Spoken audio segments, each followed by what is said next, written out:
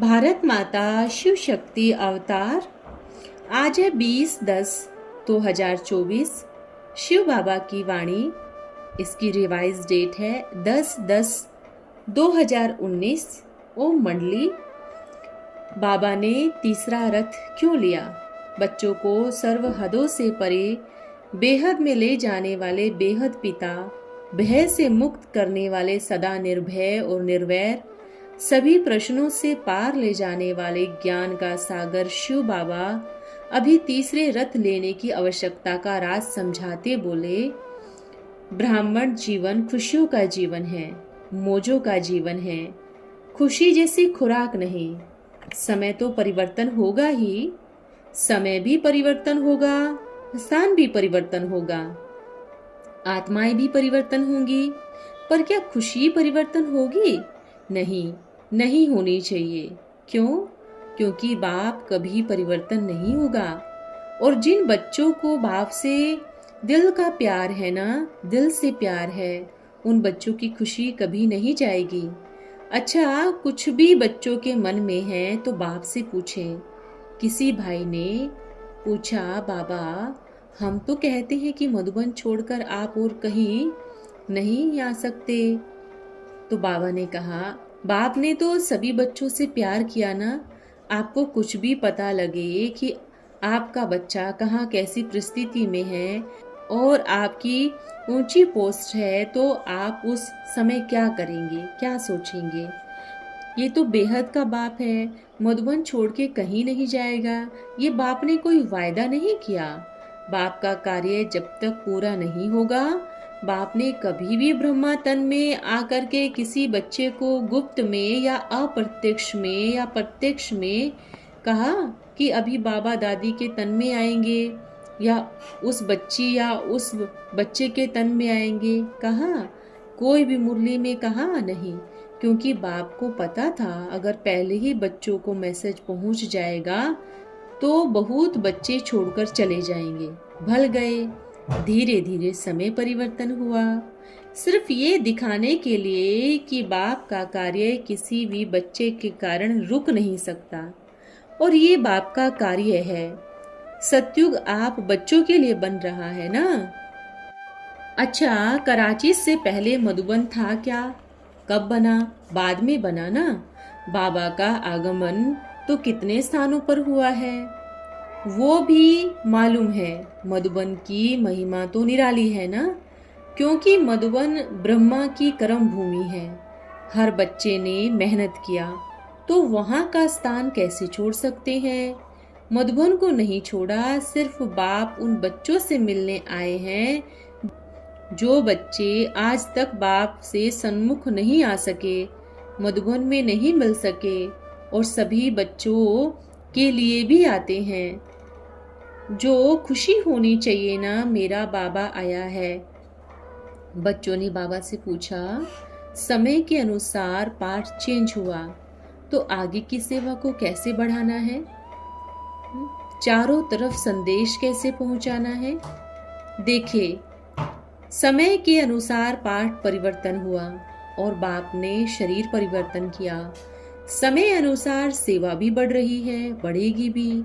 अभी तक तो बाप ने बच्चों को कार्य दिया था, बाप को हर जगह प्रत्यक्ष करना है, वो पूरा हुआ। तो बाप क्या करेंगे? मधुबन से आएंगे या नहीं आएंगे? बाप ने जब मैसेज दिया बाप को प्रत्यक्ष करना है, चारों तरफ करना है, तो बातचीत में ही रहते थे। ब्राह्मण बच्चे बनकर भी आलस अलबेलेपन में आ गए। त्रेता की प्रजा कैसे बनेगी? ऐसे थोड़ी बनेगी। नहीं, मेहनत से बनेगी ना। राज्य करना है आप बच्चों को, तो मेहनत किसको करनी पड़ेगी? बच्चों को करनी पड़ेगी ना। पाठ पहले स्थापना का, सतयुग के राजे प्रजा का, और अभी अंतिम पाठ कौन सा है? बच्चों ने जवाब दिया, त्रेता युग की संख्या का। तो वो कैसे बनेंगे या बन गए हैं? बताओ। अगर बन गई तो फिर तो बाबा मधुबन में जाकर बैठ जाएगा। बने हैं? जो बाप से वायदा किया था बाबा विश्व के कोने कोने में झंडा लहराएंगे। पूरा हो गया।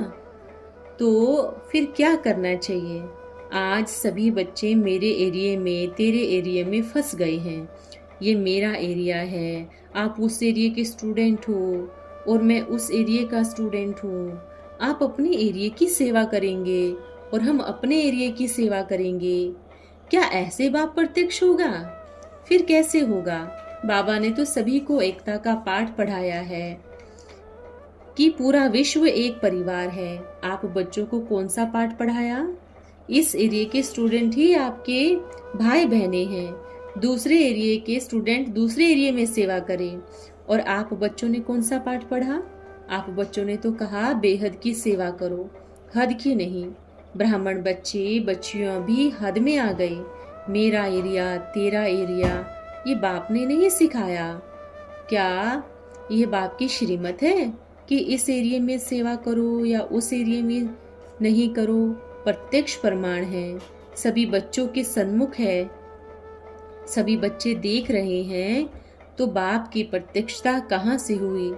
इसी बात पर सभी बच्चे अटकते हैं कि बाबा आपने मधुबन के लिए कहा था ना, नहीं छोड़ूंगा। बाप को बच्चों पर विश्वास है कि चारों तरफ बाप का ध्वज लहराएंगे। लेकिन जो एरिया है ना, एरिया सभी के हाथ पकड़ लेता है। एरिया पकड़ता है ना, तो अभी क्या करेंगे? वही एरिया को तोड़ना है। और जब एरिया टूटेगा तब बाप की प्रत्यक्षता चारों तरफ होगी। आप बच्चे कहाँ दूसरे एरिया के स्टूडेंट को अपने पास बुलाने से भी डरते हैं। क्यों डरते हो? कोर्स कराने से भी डरते हैं, क्योंकि कहाँ उनकी बहन जी, दीदी जी नाराज ना हो जावे। किसको खुश करना है? बाप से बड़ा कौन है? दीदी है। ये ब्राह्मण परिवार कैसे बना? बाप नहीं होते तो परिवार तैयार होता? बाप ने कितनी सुंदर बगिया बनाई और फिर एरिया में बट गया। तो इस समय बाप आए हैं सबसे पहले एरिया को तोड़ने के लिए। सबसे पहली प्रक्रिया सेवा की प्रक्रिया यही है। अगर चारों तरफ जो बाप के लिए तरस रहे हैं, जिनको अंदर एंट्री भी नहीं है, जो मेहनत करती हैं, जो भोली भोली माताएं हैं, हर कर्म में बाप की याद है, उन बच्चों तक संदेश पहुंचाना है। तो उनको मिलना चाहिए या नहीं? देखो वही माताएं, वही बच्चे कैसे बाप का झंडा लेके भारत के कोने कोने में घूम जाएंगे। फिर तो एक बार शिवरात्रि नहीं होगी, हर दिन शिवरात्रि होगी, हर पल शिव जयंती मनाई जाएगी। और वो बच्चे जब बाप से मिलेंगे तो बाप बच्चों को कितनी दुआएं देंगे। सेवा की प्रक्रिया, मेरा स्टूडेंट, मेरा सेंटर, मेरे बच्चे, सबसे पहले ये टूटे, उसके आगे सेवा बढ़ेगी। ये कोई श्रीमत नहीं है कि आप बच्चे कहीं भी जाते हैं, अगर किसी दूसरे सेंटर पर सेवा करने चले गए तो फिर क्या होगा? बाप ने कहा अपने को आत्मा समझो। ये पाठ पक्का किया। आत्मा का पाठ, पहला पाठ, पहले क्लास का पाठ पक्का ही नहीं तो जहाँ मेरा हद का मेरा आ गया वहाँ सोचो आत्मा का पाठ पक्का नहीं।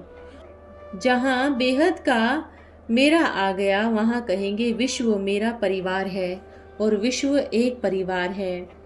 जो सभी नारा लगाते हैं ना कि विश्व एक परिवार है, तो उस परिवार को एक करके दिखावे, एक परिवार करके दिखावे। ये सेवा की प्रक्रिया है। ये नहीं सोचो मधुबन क्यों छोड़ा, ये सोचो कि बाप को मधुबन छोड़ना पड़ा, कारण क्या है? कारण ये है कि बाप का पहला वायदा है ना कि साथ रहेंगे संगम युग पर और साथ चलेंगे परम धाम में। अगर बाप को साथ नहीं चलना होता तो बाप को शरीर की आवश्यकता ही नहीं होती। अव्यक्त तो ब्रह्मा बाप के बाद भी हो चुके थे ना, तो फिर बच्ची का शरीर लेने की आवश्यकता ही नहीं थी। साथ चलना है ना। भल बच्चे अपना वायदा भूल जाते हैं, पर बाबा कभी अपने वायदे को नहीं भूलता। ये डायरेक्ट बाप का वायदा है कि साथ रहेंगे, साथ चलेंगे। दूसरी बात, जो बाप की प्रत्यक्षता का नगाड़ा सभी बच्चों ने मिलके बोला था कि बाबा हम करेंगे, उसका क्या हुआ? पूरा हुआ या नहीं? अभी एक और बहुत अच्छी बात बच्चों को कहें। पूरे भारत का एक एक कोना मधुबन होने वाला है।